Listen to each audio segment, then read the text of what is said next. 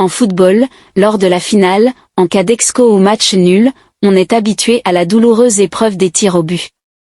Quelquefois elle est fatale. Roberto Baggio, John Terry, David Trezeguet et d'autres en sont témoins.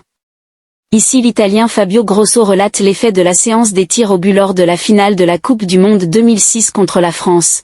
Je pense qu'avant ce penalty, je n'avais pas pris de penalty depuis des années. En fait, j'en avais pris qu'un et c'était en série C2, quand je jouais avec Chieti. Qui aurait cru que mon deuxième penalty arriverait en finale de Coupe du Monde?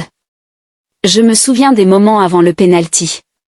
Gattuso faisait des cauchemars, disant qu'on perd toujours au tir au but. Buffon ne voulait parler à personne. Marcelo Lippi m'a regardé et m'a dit, « Fabio, le 5e penalty est à toi. » Je lui ai demandé, « Tu es sûr?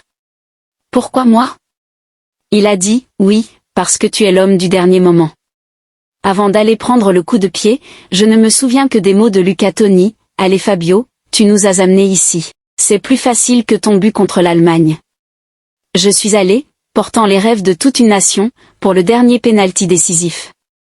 J'ai attrapé la balle, je portais une montagne, pas une balle.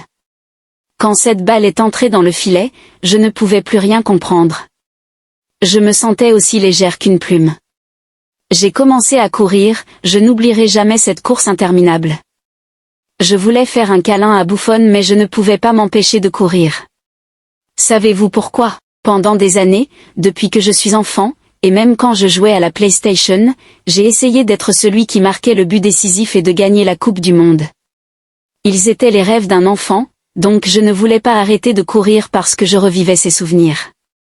Tels sont les propos d'un homme chanceux, le tireur du dernier tir et en même temps buteur en demi-finale contre l'Allemagne.